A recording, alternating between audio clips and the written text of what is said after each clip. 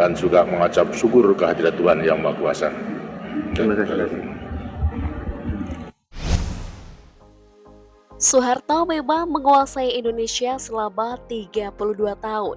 Namun sepanjang menjabat sebagai presiden, bukan berarti dia tidak pernah merasa terancam. Ada beberapa orang jenderal di tubuh ABRI, baik dari TNI maupun Polri, yang pernah membuat the Smiling General ini ketakutan saat berkuasa. Sampai dia harus mengambil tindakan ekstrim untuk menyingkirkan mereka. Siapa saja sosok itu? Mari ulas bersama dalam polemik kali ini.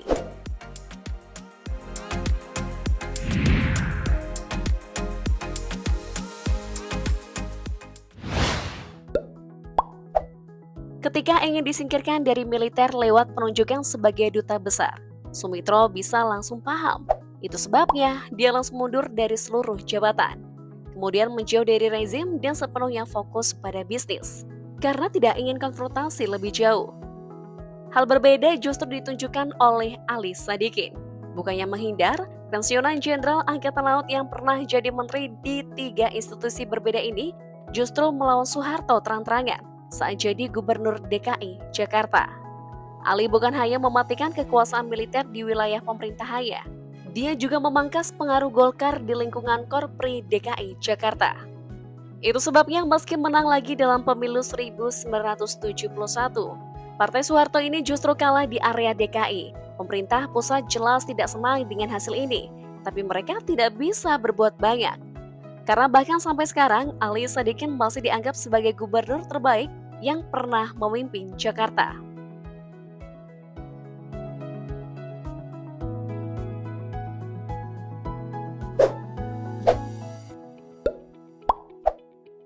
Tentu tidak semua musuh bisa selamat dari murka Soeharto. Banyak yang bernasib buruk, tapi tak ada yang senaas Pranoto Rikso Samudra. Jenderal satu ini sebenarnya tidak ambisius seperti rekan-rekannya. Saat Soekarno berkuasa, hidupnya cukup lurus. Bahkan saat Soeharto skandal korupsi ketahuan pada tahun 1959, Pranoto adalah orang yang melaporkan dan menggantikannya sebagai Pangdam. Namun untuk alasan ini jugalah dia tertimpa nasib buruk. Ketika Soeharto baru peristiwa terpilih jadi KSAD, dendamnya ke Pranoto setelah dilaporkan sama sekali belum tuntas. Bahkan dia membalas musuhnya dengan tuduhan keterlibatan dalam G30S. Kekuatan politik Soeharto memang masih terlalu besar saat baru berkuasa. Makanya, saat ditangkap pada tahun 1966, Pranoto tidak bisa melawan sama sekali. Bahkan ketika karirnya benar-benar dimatikan dan mesti mendekam dalam penjara selama 15 tahun.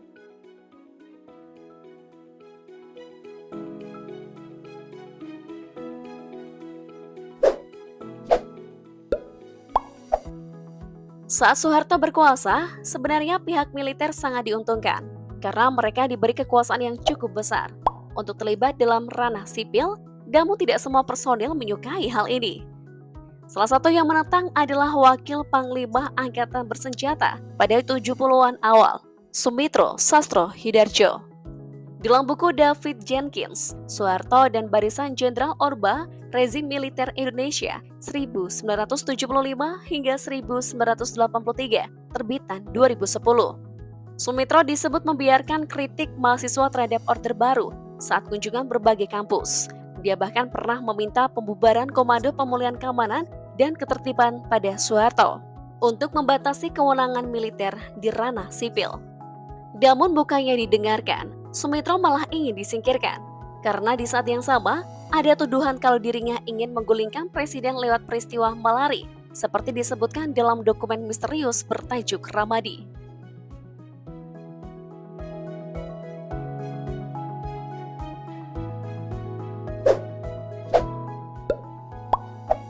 Soeharto memang memperlakukan musuhnya dengan cara yang berbeda-beda. Meski alasan ketidaksukaannya tetap sama, rasa cemburu atau waspada, beberapa nama sebelumnya bisa jadi contoh. Begitupun dengan jenderal berikutnya, Kemal Idris. Sosok saat itu sebenarnya punya posisi seperti Nasution dan Sumitro. Punya andil terhadap kekuasaan Soeharto, namun tidak seperti rekan-rekannya. Dia tidak melawan dengan keras, meski tahu kalau dirinya sedang berusaha disingkirkan. Lewat berbagai jabatan yang jauh dari ibu kota, termasuk menjadi duta besar di Yugoslavia dan Yunani pada dekade 70-an. Hanya saja itu tidak bertahan lama. Karena begitu pulang dari Eropa, sifat asli Kemal yang tidak dikenal kompromi akhirnya mulai kembali. Terutama setelah dapat rekan seperti Nasution dan Ali Sadikin yang ikut menandatangani petisi 50 untuk memprotes penyalahgunaan Pancasila yang dilakukan oleh Soeharto demi mempertahankan kekuasaan.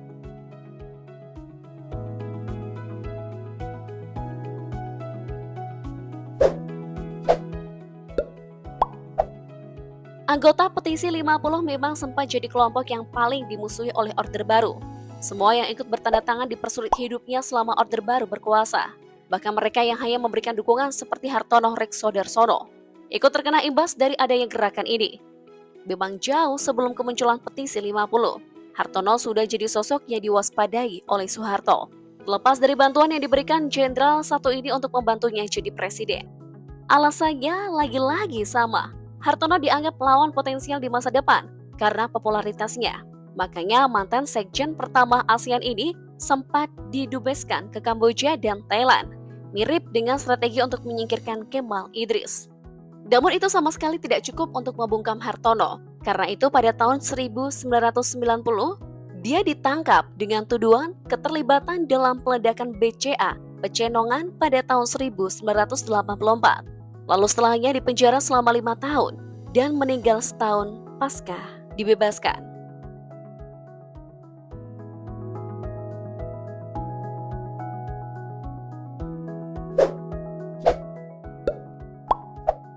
Tapi meski merasa terancam dengan keberadaan beberapa sejawat, ternyata ada juga sosok yang tidak bisa disentuh Soeharto hingga Orde Baru tumbang. Karena si lawan terlalu populer dan dicintai publik dengan kalangan militer. Orang itu adalah M. Yusuf.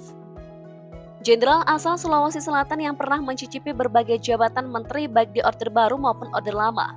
Sosok ini sangat disukai karena punya pembawaan yang spontan, dengan aksen Bugis kental, apalagi saat menjabat Pangap Menhamkam tahun 1978. Dia rajin turun langsung ke barak untuk mengunjungi para prajurit di seluruh Indonesia. Wajar kalau akhirnya muncul bisik-bisik bahwa M. Yusuf sangat cocok menjadi presiden. Hal inilah yang dibikin Soeharto cemburu dan akhirnya pada suatu kesempatan bertanya ke M. Yusuf soal ambisinya jadi 01. Bukannya menjawab, jenderal satu ini malah tersinggung dan menggebrak meja karena merasa loyalitas yang dipertanyakan. Sejak itulah hubungan mereka renggang. Dan pasca menjabat sebagai kepala BPK, dia memilih angkat kaki dari Jakarta agar bisa fokus pada urusan keagamaan di kampung halamannya.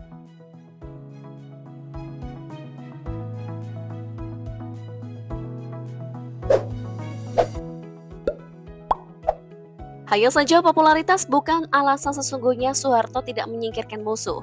Karena jika orang dalam lingkaran bisnisnya diusik, tidak peduli betapapun tenarnya, orang itu akan hilang.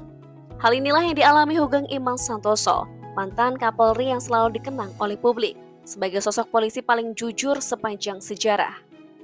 Dia disingkirkan dari jabatan dan didubeskan ke Belgia karena pada akhir dekade 60-an membongkar kasus penyeludupan mobil mewah yang melibatkan Robi Cahyadi, pengusaha yang dikenal dekat dengan banyak petinggi ABRI, dan pada tahun 1971 menyelidiki pemerkosaan Sum Kuning yang konon melibatkan anak penjabat di Yogyakarta.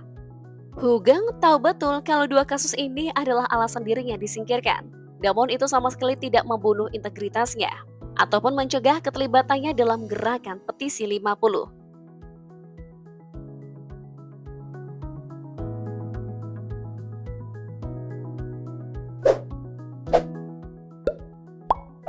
Abdul Haris Nasution adalah musuh Soeharto yang paling terkenal selama dirinya berkuasa.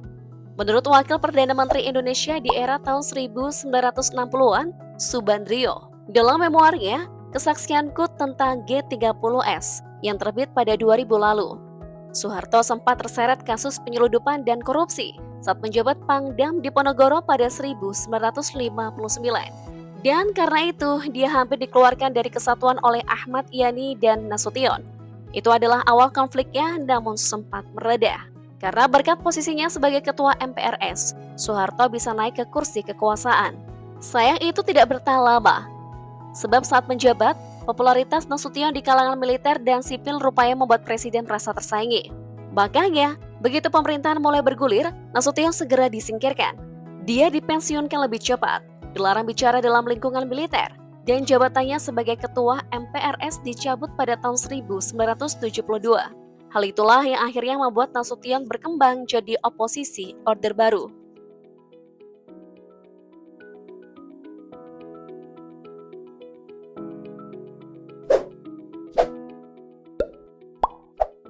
Beberapa nama dalam daftar kali ini memang terlibat dalam gerakan petisi 50, termasuk nama jenderal yang akan kita bahas berikutnya, Eby Yassin. Sosok satu ini mungkin punya alasan yang agak berbeda soal permusuhannya dengan Soeharto, karena sebelum dekade 70-an, hubungan keduanya aman-aman saja. Apalagi Yassin pernah jadi pengajar saat Soeharto masih pendidikan di Seskoat. Tapi begitu menjelang pemilu 1971, saat menjabat Wakasat dan minta truk bermuatan 3 ton untuk pengamanan di kabupaten agar tidak merusak jalan, Yassin malah dikasih yang muatan 5 ton. Sebab anak buah Soeharto yang lain terlanjur bikin perjanjian dengan perusahaan otomotif asal Jepang. Yassin mundur dari militer karena kecewa dengan kejadian tersebut. Dan dari sinilah banyak masalah yang bermunculan, sampai dirinya ikut menandatangani petisi 50. Kemudian disidang atas tuduhan penghinaan karena mengkritik Soeharto secara terang-terangan.